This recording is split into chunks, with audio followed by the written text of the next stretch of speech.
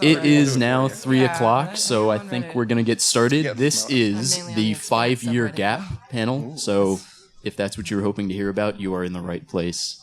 Let's start by introducing ourselves. First off, I am Michael, also known as Bookshelfstud. I'm a moderator for the Song of Ice and Fire subreddit. I also host Maester Monthly, which is a podcast, and have a blog and various things in the fandom.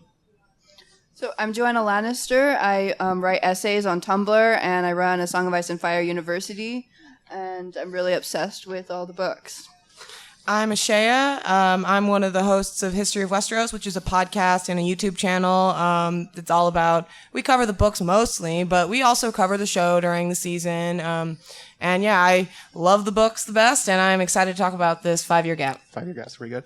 My name's Matt, also known as Joe Magician. This is going to sound familiar. I'm also a moderator of the Song of Ice and Fire subreddit, co-host Maester Monthly. Hey, Mike, how's it going? Oh, I didn't know you were here. Yeah, we're here. Feature writer for Watchers on the Wall and recent YouTube person. So Recent YouTube person. Yeah, last 2 months. So this panel is on the 5-year gap, and I figured just so everyone's on the same page, I'd like to sort of explain what the 5-year gap is. After A Storm of Swords, George R. R. Martin originally intended there to be a span of 5 years in universe between Storm of Swords and the next book, A Dance with Dragons. At that time, A Feast for Crows. Yeah. As it happens. Yeah. He thought it was going to, he didn't think it was going to be as big as it is. Yes.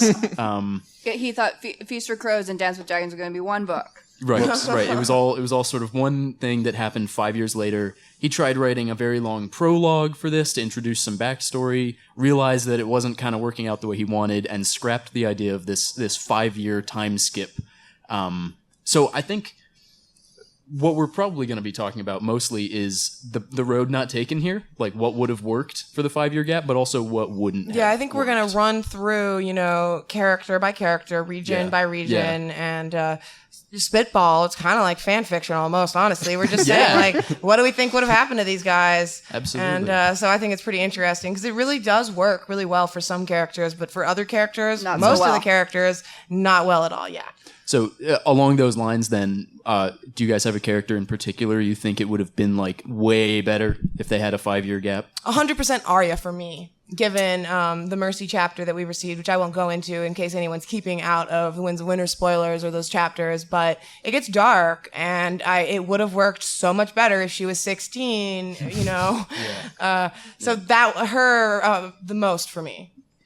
I definitely think Sansa would have been better after the 5-year gap too. Like I know that George is going for, I think he's kind of going for a lot of sexualization of the younger girls, but I really think that would have worked better if she was 5 years older. I mean, 5 years is a long time when you're a teenager, so I think that really would have made a big difference. Mine would be Bran, just because we get a lot of really fascinating information from his chapters in A Dance with Dragons, but it's essentially an immobile training montage for him.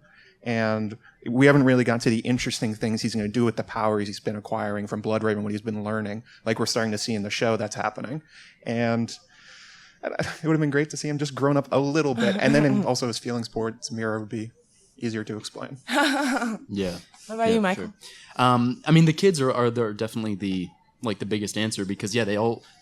I mean, I think they started out too young in the books to begin with. They all could have used some time. But he thought he was going to do this gap. Yeah, exactly. Well, originally, I think he just thought they were going to age naturally, but the books just kept being very short time periods. Yeah, I mean, his original scope was to have it, a trilogy that took place over maybe nearly a decade or something, like where that just spanned this sort of broad highlights of people's lives and things like that, but it really drilled down. And that's something I want to talk about too, is that 1993 letter with his original plan, which you can't help but connect it when we're thinking about the 5-year gap, because back then he wasn't planning the gap, but he was thinking that they were going to be older. So we have things like Arya and Jon and Tyrion having a love triangle, which that just doesn't work right now. It probably wouldn't have worked that well then, even with the age difference. It might have been a little better, though. But it would have been a little better. And now I just don't see it as feasible at all. Like, that's just scrapped, I think, entirely. Hot take, even if she was aged up, I still don't think that works. That's terrible. Yeah, exactly. So, better though. I gotta say, the one character that I think it might have worked well for, although this one might be more contentious, is Dany. Just because I think what he was going for was kind of a training montage with Meereen. where she has 5 years to make some mistakes as a ruler and, learn the politics and all that. And then we jump back in just as things heat up again. And instead we now see that training montage of her leadership. And I'm kind of glad we got that, but you can see how that would work really well to have Dany suddenly. I mean, she's also still only, is she like 14 at this point? 15? She's still super young, so it would help a little bit to have her be 20 years old, like in the show. It's interesting because I think you're right that the 5-year gap works for Daenerys, but we have other people who are ruling, and I don't think it works as well for them, like Jon as Lord Commander, because up at the wall with the others, and Stannis is there, and just 5 years passed. There's quotes from George that he's talked about, like, and then I was Lord Commander for 5 years, and nothing much happened. Without incident. With no incident. And like Cersei, like what? You just say, like, I killed this hand, and this hand, and this hand. It doesn't work for them as well. How could she have not been brought down by anybody in 5 years? Anybody. Right. Somebody take a shot. So one of the big reasons that he abandoned the 5-year gap that he's talked about is, in particular, the Dornish and Ironborn plots. So can we talk a little bit about those? I mean, I just kind of want to throw those topics out there and get y'all's take on it. Well, it really wouldn't have worked, like, because, like, when Oberyn dies, like, the Dornish, they want revenge, and they want to actually, propel their plot forward that Dorne's been plotting for years and years and years. And then if you wait another 5 years for that vengeance, it's like, why were you waiting that long, Dorne? Yeah, at that point, like, when they just get rid of Duran, like, what is he? Is he really waiting for 5 years? Like, it should. If you open it up, you'd have to almost open up with like a Sand Snake rebellion, and it's like, so what happened with Dorne? Oh, then we're having like 3 chapters of backstory to even explain why he's not prince anymore. That kind of craziness that you get into. Yeah, the Iron Islands, Balon's gone, and they're gonna have the King's Moot and all that. Like, what? That just happens off screen. Nothing much happens. They just put it off. Well, and what's interesting, like, I know he was technically planning the 5-year gap after Book 3, but in Book 3, we hear about the King's Moot, and we hear about Euron coming in and taking over, and that seems like something that you would want to write about immediately. It's happening right then. So was that a mistake on his part to put that so close in Storm of Swords, or maybe he would have been better if he had put that then in A Feast for Crows, if he delayed that for 5 years, maybe, like have Balon ruling for 5 more years or something, or like this sort of stalemate situation in the north or something. Although it would be really funny to see Victarion as king of the Iron Islands. Ooh, that would have been an amazing thing to say. That would last. I think one of my favorite things to think about that was kind of a lost character of the 5-year gap, I feel like, is Edric Dane, because obviously he's just 12 years old, and he's set up very well to be this sort of, leader within the Brotherhood without Banner, as this sort of person for Jaime even potentially to face off of, to be a Sword of the Morning. And when the 5-year gap is scrapped, instead Gerald Dane is introduced, because he still wants someone to play that role, because a 12-year-old boy is not a reasonable opponent unless you're maybe like Barristan Selmy or something. Yeah, that was a major disappointment for me, because I really feel like there's like George has built up a lot with the Danes, but I'm not sure if he can really go anywhere with them now, because he's lost the 5-year gap. And so what are we going to do with this little kid? Is he gonna have the sword?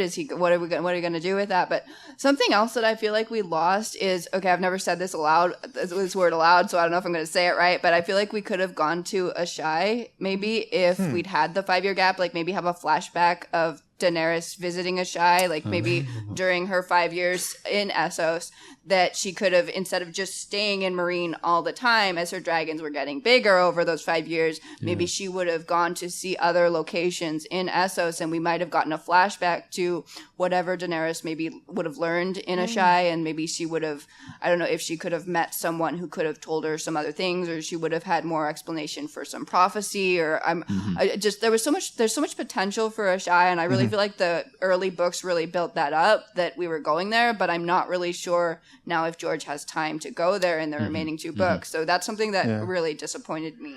Another good one for that would have been, you could maybe send Samwell out there with Marwyn, since Marwyn's already been to Ashaya. You could have had them link up there. Yeah. Maybe bring that all the dragon knowledge that he's gotten from the books at the, well, I guess that didn't really happen because of the fight. So we're kind of talking about Essos a little bit here. So let's talk about that a little more broadly. The characters who were in Essos, in Feast and Dance, which is, I guess, Arya, Tyrion, Dany, anyone else you can think? I guess John Connington, but that's a whole plot line too to talk about. So what do you guys think? How would those have shaped up differently, the Essos plots? My big question for Tyrion is if he would be like at Illyrio's manse for a year, being a slave for a year or two, like how would it have been split? Right. Well, I think that George would have like explored more things with Tyrion. Like he could have had Tyrion travel more over the 5 years. So then we would have seen like maybe more. Like he would have had a longer journey, but we would have just seen the highlights of that journey. So maybe just see more of Essos and explore the landscape more. But because I don't know if George would really do. Okay, so here we are in A Feast for Crows, and Tyrion was a slave for 5 years. Yeah, and that's the flashback. I mean, that's not very interesting to write about. So I'm not sure if that's really what George had planned. Yeah. Especially because he idolizes Lomas Longstrider. And calls that out very early on. That would be the kind of thing he would do. Would he just sit there like drunken Essos for 5 years, just stewing over Tywin and Shae still? Which could also be part of why it gave George so much trouble in writing Tyrion, which is it was hard for him to write, to see him in such dark, depths of despair. But he could have also originally been planning to skip a lot of that despair through the 5 year gap. Yeah, I think that's probably true. That it can be easier to skip over that immediate aftermath of like a big event or like a tragic thing that happens. Although Tywin's death is, it's not that tragic. It is tragic. It's tragic comic, I guess. I don't know. I think Shae's death for Tyrion in particular was particularly tragic. Yeah, definitely Shae. Yeah. And the reveal of Jaime's reveal to him was also as much of a punch in the gut as anything. Totally. I guess. Yeah. Like he ends Storm pretty broken. So it might have been easier in a way to skip past some of that immediate aftermath and pick up after the scars have started to heal a little. Yeah. What do you guys think about Fagon and John Connington? I'd wondered that before, but I because people have theorized like, well, maybe they added that later, but we have the reference early to the Mummer's Dragon, so I think he's planned that from the get go.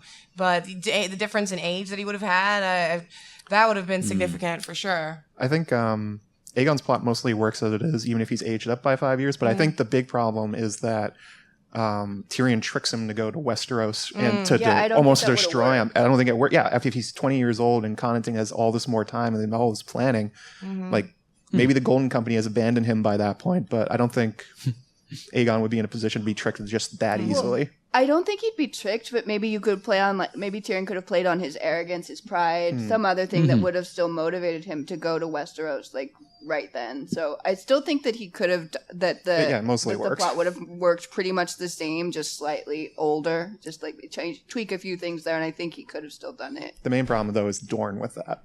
Yeah. How he interacts with Dorne. Is Arianne in control? Is it the Sand Snakes? Like what's going on there?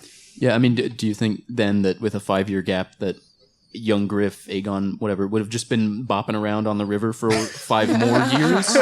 Or would he have started to make political inroads somehow? Just bopping around? Is that the consensus? Yeah. I think maybe they would have reached out to Dorne maybe had someone from Dorne come and meet them in Essos. Yeah, sure, right. More like overt overtures to Westerosi lords. I'm also curious about, speaking of Dorne, we have little Myrcella down there, for example, and she would have been, closer to what the show did, honestly. She would have been old enough to have a romance with Trystane, a real romance, so I think that's a little interesting connection there. That's a good point. How about my personal favorite character and the most important character in A Song of Ice and Fire? Do you think Quentyn would have been sent to... come on. Do you think Quentyn would have been sent like before the 5 year gap and then spent 5 years adventuring before he reaches Dany? Or do you think he's sent after we pick up with the 5 year gap? I'm not sure if he'd even be alive if there's some sort of Dornish civil war. Come on. He's not... My boy. Nobody really likes the Frog very much. They like the Sand Snakes and Arianne much more. Who would he get? Like the Ironwoods, maybe? Ironwoods? How do you pronounce Ironwoods? There we go. Maybe not in Dragonfire. Maybe just stabbed by some sand snakes or something. It's possible. I think I lean towards that. It just would have been a more arduous and long journey that he had. Sure, right. I just think he would have maybe been sent later, like barring a Sand Snake Rebellion. I think it just would have been postponed a little bit. One of the I think the core problems here, which is what I'm sure George ran into, is the need for an inciting event to set Dorne and Essos in motion and all that. And Oberyn's death is such a good inciting event. It's hard to think of a scenario where Oberyn dies, 5 years pass, and then there's another inciting event, right, to set things in motion. Oberyn becomes a white and dies again somehow. We talked about a bunch of the kids so far, but I wanted to touch on a couple other ones, specifically some Baratheon kids. We've got Edric Storm, who's only like 13 in the books, and so he would be, like 18. He would be old enough to come in and claim his birthright, potentially. Oh. So I think he's an interesting, I don't know what's going to happen with him now that he's not really much older, and we have, Gendry in the mix as well. But Shireen is one that I hadn't thought about. I felt really bad because someone brought it up to me when I said I was doing this panel. They were like, well, what do you think about Shireen? I was like, I don't even have her written down. I feel awful.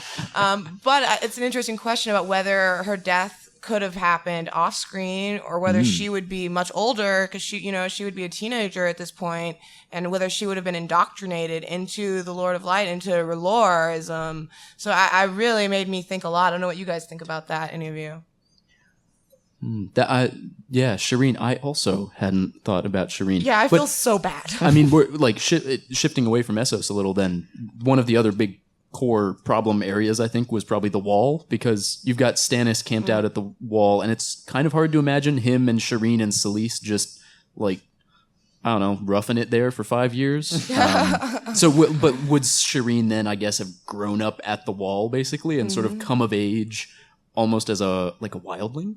Well, if she had grown up at the Wall, and if she had been under Melisandre's influence, under her mother's influence, then would she have willingly sacrificed herself? Is a question. Would she have volunteered? And how would that have affected the whole plot line? What does that do with the fire magic? How does that work? So. Right. And then one other thing, going back to Edric Storm, I feel like with the 5 year gap, George was setting up his end game, because when you age up these people, when you have Ned Dane, he's going to inherit Dawn. Edric Storm, he would have been kind of primed for when all the other Baratheons die, because I don't know if there's much hope for Gendry over there. When all the other Baratheons die, I think that George was kind of setting up the people who would have post War for the Dawn would have inherited everything. If you have Edric Storm, 18 years old, no one else is there to claim Storm's End, so he could have claimed that. And then you have maybe Trystane ready to claim Dorne, or maybe Sorella Sand ready to Sand ready to be in completing her master's training and being the ruler of Dorne at the end. So I think he was kind of setting up a lot of people to. Yeah, the next generation. The next generation. Yeah, that's true. There would have been a three-way succession crisis for the Baratheons with Mia Stone too. Somebody in the Vale, maybe Jan Royce, would have set her up to try and just annex another part of it. Yeah. See, when you said Baratheon children, I thought you meant the Baratheon children, Tommen and Marcella. Because that's another great Tommen's one to a good chat one. about. It's yeah, true. because Tommen is so young in Feast, and that's a huge part of his kingship. And in the show, they did it's interesting because with the show, we almost get kind of what a post 5 year gap characters would have looked like, at least for Tommen, because he's not like a toddler. Basically, he's closer to the age where his marriage to Marjorie means a different thing for him. Yeah, and that also makes me question, would Tommen have been happy with Cersei, as we said, murdering all of her hands and doing all of these really corrupt things? I mean, Tommen seems like a kind of a really sweet kid, as we know him in the books right now, with playing with his kittens. So if he as he grows up and as he grows older and he maybe realizes more about what his mom is doing, is he going to be happy with that? Is he going to would he push Cersei aside? And then what would Cersei do to react to that? And so what would have been the problems between the tension between Cersei and Tommen? How would that have worked? I wonder even about I can't help but see a similarity between him and young Griff there, just because they're both just raised thinking that they're gonna be the king, and that's where Tommen would have been at that point, that he would have had lessons, he would have been trained to be a decent king, you would think. And so I'm interested in what conflict would have happened there, especially if he comes and that's how he dies. Yeah, and maybe Kevin would have taken over for training Tommen or something. It's not Cersei. Yeah. I think this is just the show plot. That's what they did. Well, we've asked, like, would Cersei be there killing off all her hands? Maybe in the 5-year gap, Kevin would have succeeded in temporarily shoving Cersei to Casterly Rock, and that's why why their Lannisters would still have been in power for a while. And so then, like, you have Tommen and Kevin, and then after the end of the 5-year gap, maybe it's Cersei getting back to King's Landing somehow, and so that's what I was kind of thinking. On it. Yeah, I hadn't even really considered that. I was just thinking she'd be in power. Because it was proposed, like, everybody was proposing, oh, Cersei's going to go back to Casterly Rock, and we're getting her out of the way. And so maybe in the 5-year gap, George actually did get her out of the way, and that's how how it actually is plausible that no one has killed off all the Lannisters after 5 years. Terrible ruling. Right. There's someone in the audience here who made me think for a particular storyline, and that's addressed as Lady Stoneheart over here. But so Storm of Swords epilogue is the Lady Stoneheart reveal. Do you think that we could have had a plausible 5-year gap of her like doing guerrilla warfare, or is she just too hell-bent on revenge to make that work? I think it could have worked. I think she could have carved out a part of the Riverlands for herself and just be like Lady Stoneheart's realm in the middle of it. I mean, she is a Tully. If it ever gets revealed that she is one, that she's not just this weird golem thing killing things in the Riverlands, I mean, perhaps she would actually gain legitimate followers beyond the Brotherhood Without Banners. Well, to me, the question is, like, what are Brienne and Jaime doing in the Riverlands for 5 years? I can see it for Jaime, to be fair. Like, I can see it taking that long for him to get a handle on things. But Brienne, on the other hand, I think she's a major character that it wouldn't work. Wouldn't have worked. Well, yeah, I think that would be a lot of lost potential on George's part. Like, she was just wandering around for 5 years. Like, what would she be doing? And I mean, I guess we could have be so jaded at that point. We wouldn't have gotten the Broken Man speech. That's for sure. Yeah, like there would be maybe some lost innocence. Brienne is like still, I think, a very innocent character. I mean, she's matured a lot more since we first met her, but I still think that she's like a very pure, innocent, true knight. And after wandering the carnage of the Riverlands for 5 years, maybe contending with the Lannister army and like all of that, I think that would have been a problem. So, Matt, I know you have some thoughts on Brienne post 5-year gap, so can you talk about that? Yeah, I wrote a theory a while back about connecting Brienne to Pretty Marissa the Windblown, and it's what we're talking about with Brienne and how she loses her way, and maybe how she is probably physically abused on her way through the Riverlands as she loses all of her money. What does she do with herself? You end up with somebody who's very jaded. You end up with somebody who doesn't know what they're doing, and also very tall, but can still fight. And wow, there's Pretty Marissa the Windblown that shows up in A Feast for Crows. And the characters even down to their descriptions are basically dead ringers. And that's sort of. So you're saying George recycled? Yeah, I said he's recycling probably his 5-year draft for Brienne. It's like, well, this is where she would have picked up possibly, maybe not like as specifically Pretty Marissa, like running in the Windblown in Essos, but what the character is, he just picked them up and dropped them. Right, someone. George does it a lot in his different books. He does that quite a lot, like how Dunk and Sandor and Brienne are sort of like three faces of the same character. Well, even like in his other series, like if anybody's read his other series, like there's a dead ringer for Sandor Clegane in the Dying of the Light. Like he's exactly Sandor. Like the description is exactly the same, so he totally recycles things. Well, and is Dying of the Light the one with Lyanna and Robb? Nope, that's Song for Leia. Song for Leia, right? Yeah. So, yeah, that was probably his plan for Brienne, but that's so unsatisfying. What we got from her is so much better. Yeah. Just having like Brienne that's been punched around for 5 years, I don't think anybody really wants to see that. Yeah, nobody really wanted that, I don't think. So good job, George, not using that plot. Yeah. So one of the interesting things with the 5-year gap is that when George decided to abandon the 5-year gap, he like fully abandoned the 5-year gap. Like Feast for Crows and then Dragons, I don't know if you guys paid attention to timeline stuff, but it basically takes place in like 6 months. Yeah. Fully abandoned it. Cersei spends like a month in jail. And I was like, well, Peter, like, Cersei could spend like 6 months in jail. Yeah, I think there is a compromise there. Yeah. Like he just went, when he decided to abandon it, he didn't try to write 2 or 3 books covering the 5 years. He was like, no, I'm just going to finish it all in a year or 2 years. You know, so why do you think he decided to just fully do that? Well, he has made statements where he just talked about in when he first started writing a Game of Thrones that he thought that it'd be like a year for each book, you know, and then Game of Thrones is actually about a year, but as things started really going, it just went faster. He just felt like things went faster, and I agree with you. I think that with travel times and with prison times and things like that, there's a little room for him to have padded things a little more. Mm-hmm. But I mean, honestly, when you think about what happens in the books, it doesn't feel realistic for things to just like lie fallow for a long time. Sometimes it's not that long, but even a year's time is a while. Yeah, I agree. I think there's a good compromise position that maybe didn't get, but that's so much of what he does with the books is just drill down into like the minutia. And it works, I think, really well for Feast because we get, Obara coming to Doran hot on the heels of Oberyn's death, and we get the morning after Tywin's murder, and, all these, like, immediate, really interesting scenes.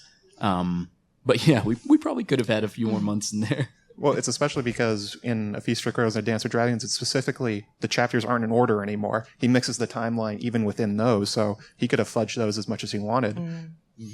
I've seen interesting theories about, like, not theories, but like ideas on how he could have made it work, and the idea of splitting the books differently, that if he'd split the characters that needed a bit of a gap, and if he kept the characters that didn't in a book, that he could have found a different kind of compromise there. But I don't know about the logistics, because obviously characters have to meet at certain points in the timeline.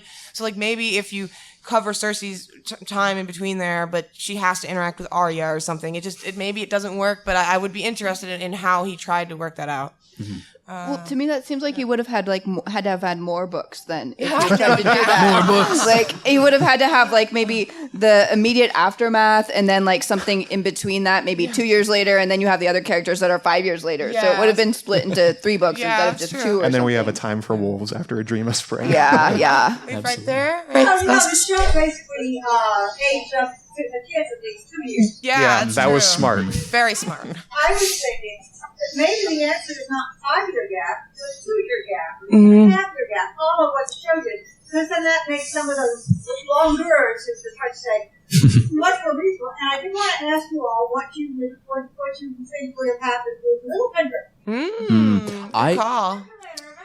So I don't like Littlefinger as a person, but I think that hot take. He sucks.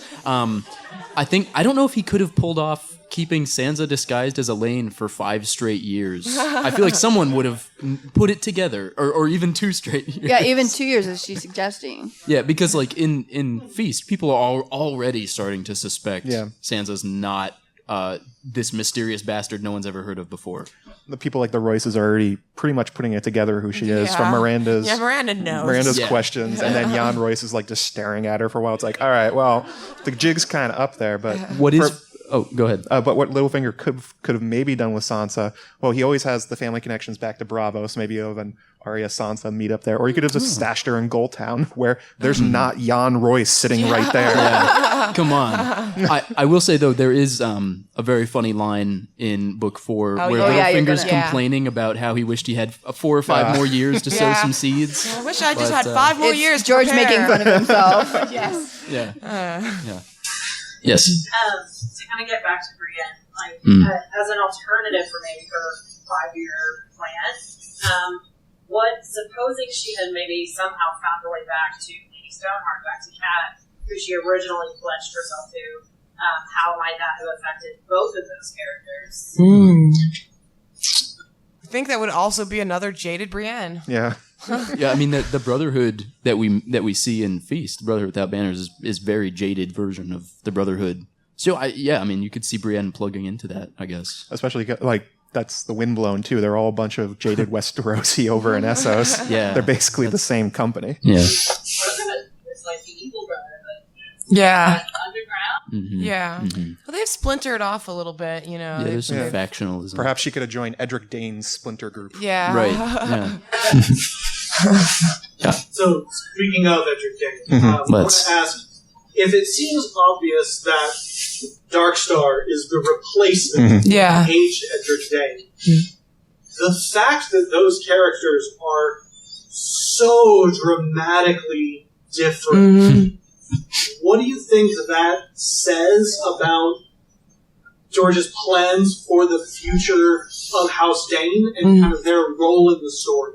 Mm-hmm. Well, I'm not sure that Darkstar would be the replacement for Edric Dane. Like, George has said that he invented Darkstar because he wanted the character for all the women to like. Like, he literally was like saying, "Oh, the women want a bad boy, so here I'll give you this bad boy to love." And like, we're like, "No, this is not the bad boy that we want." But like, what I thought it was setting up for was some sort of face-off between Darkstar and Edric Dane. Yeah. So like, I didn't think he was a replacement. I thought he was going to be like, there's going to be would have been some epic sword fight between Darkstar and Edric Dane using Dawn to fight him. So then you'd have the Sword of the Morning, and then you have this guy, I Am of the Night, and fighting off against each other. But I think part of it is how you get Dawn into play there. Yeah. And so you would originally get it through Edric Dane being awarded Sword of the Morning. And then maybe Gerald Dane kills him, maybe they fight, whatever, and it passes him. But I think the part of the significance of Edric and Darkstar are just to get Dawn out there. Yeah. Well, I thought it like tied into the bigger theme. Like, I think that the theme of the books is that like the real greatest enemy of humanity is itself. Like, that we're all fighting each other instead of dealing with this real threat. And so I thought that kind of tied into it, where you have family against family. Yeah, and then you have Gerald Dane fighting Ned Dane, and so that would be like in something like the original combined feast dance, or in like maybe farther down in the Winds of Winter or something, the original Winds of Winter with a 5-year gap, that they would have faced off against each other is what I was thinking. Well, especially because there's you can see connections between Edric Dane and Darkstar with Robb and Jon, because Edric Dane, Darkstar is not actually part of House Dane proper. He's of High Hermitage. So there's a lot of the resentment, bastardness from things like Tyrion that you could see well up through there. You could tell another one of those stories that he really likes telling. And 5-year gap, do you think the Danes are going to kind of be left out and sort of written out of the story? I do think they're not going to be as significant as they would have been with the 5-year gap. I'll say that much. But I do think they're still going to come more to the fore coming forward.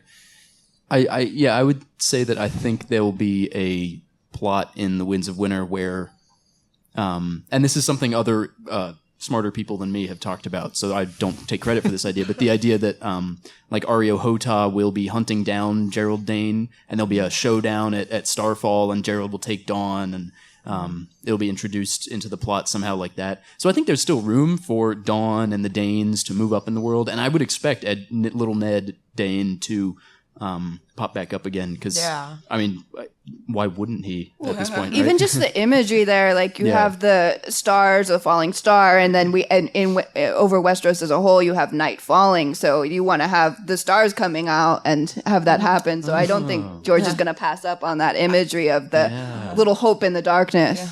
I also want to point out a quote from George where he is talking about the 5-year gap, and he said, "If a 12-year-old has to conquer the world, then so be it."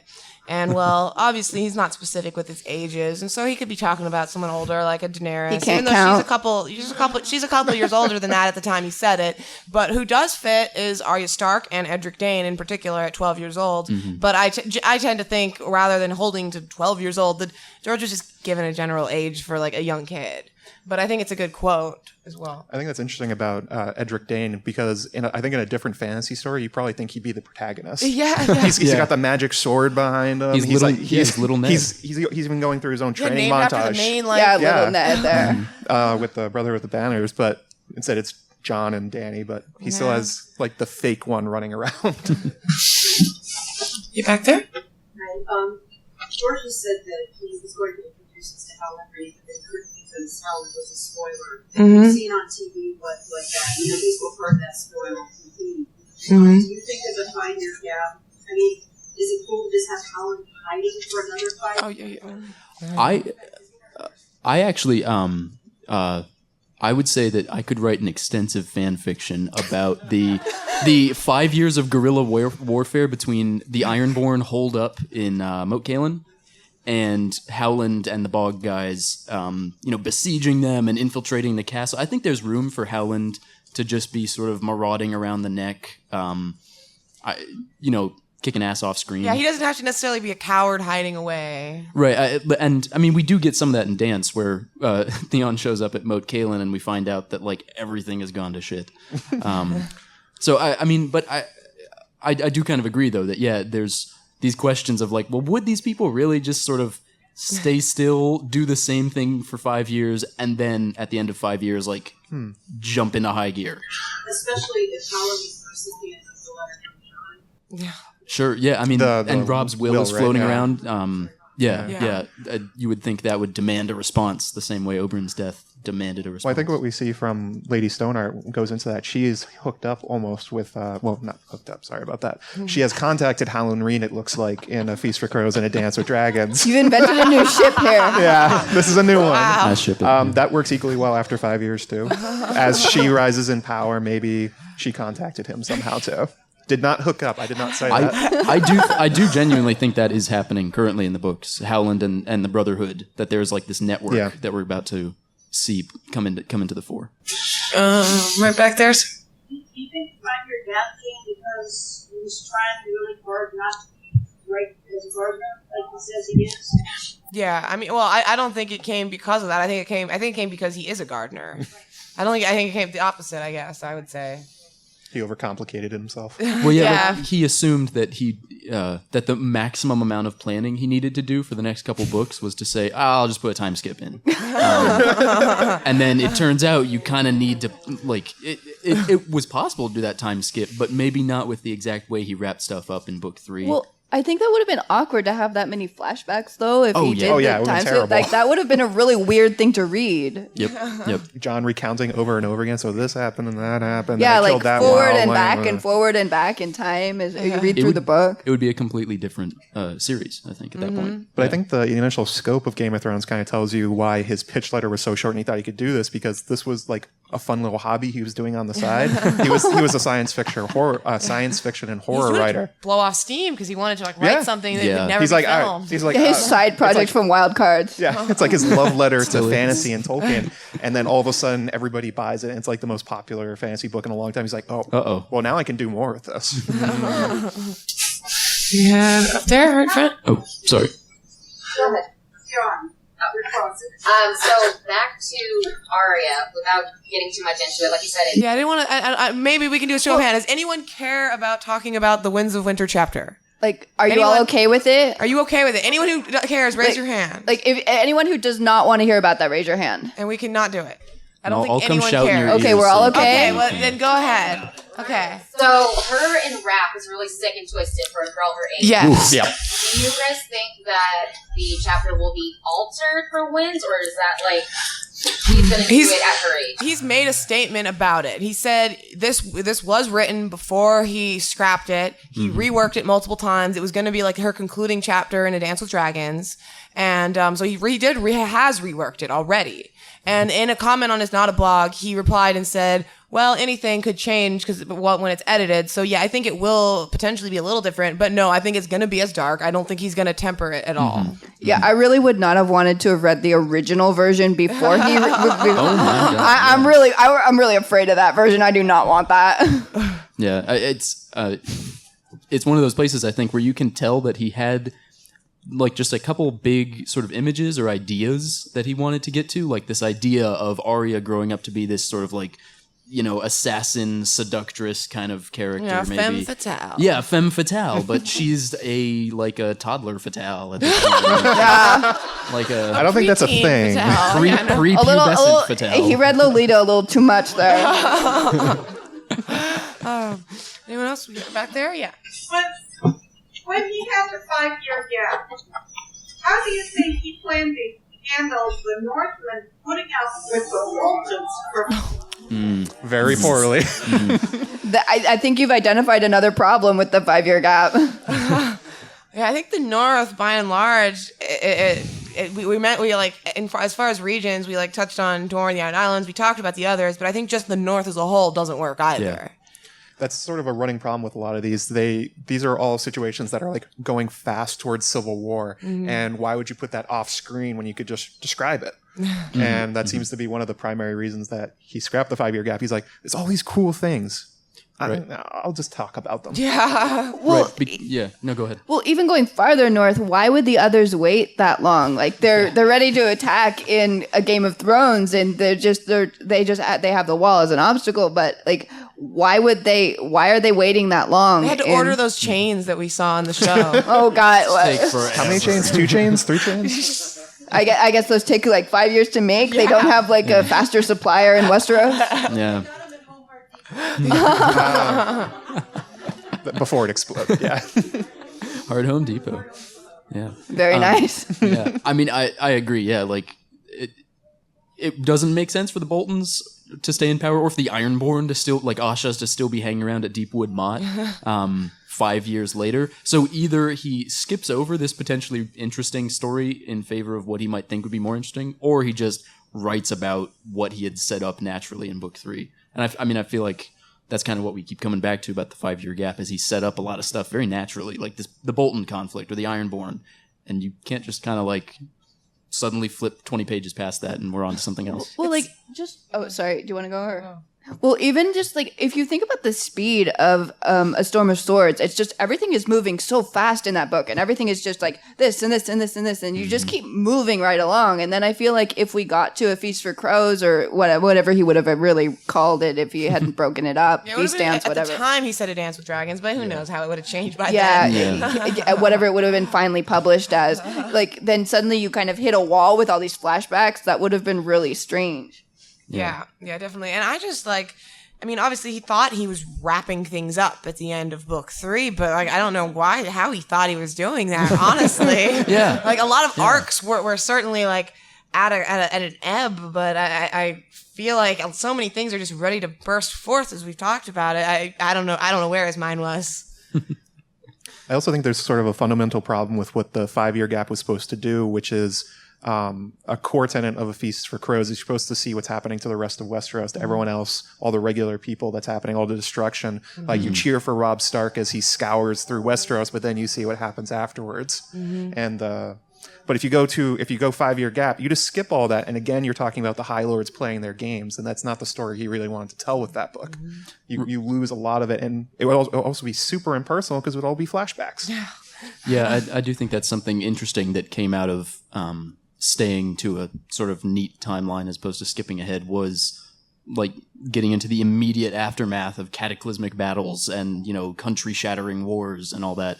And now the other thing is, if I remember right, autumn arrives before the end of book 3, right? I can't remember. Yeah, it does. Because he's made a statement on it. Yeah. Someone asked him about it, and they were there's like, a white raven that comes. Book 2, maybe? I can't remember. I think it's book 2. I've never read the book, so It's the prologue of book 2. But yeah, he was asked in that Kinja unedited interview with him. He goes on at length about the 5-year gap, and in it, they're like, they've asked him, they're like, so what? Would it have been like 5 more years of autumn? He's like, yeah, it would have been. That's what it would have been. I would have kept autumn that long. Right. Okay. Yeah. That's what I was getting to, was like, this unnatural season length and all that. Winter would still. Yeah. In the first book, he sets it up. Winter is coming, and then winter is not really coming. Winter's coming. 5 years later, winter's still coming. We're still coming. Winter's dragging its heels. That's fine. It's leaf peeping its way through.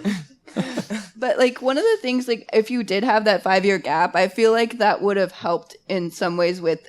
Like when you have like something like Jane Westerling, like you still have the conspiracy theories that she's pregnant or that she's going to have a kid or something. He would have resolved like a lot of those issues. Like I've personally, I don't think that Jane Westerling is pregnant. There would just be theories that there was a kid hidden away somewhere. Yeah. Like, they would exist. Oh my God, are you giving me another secret identity theory? Please.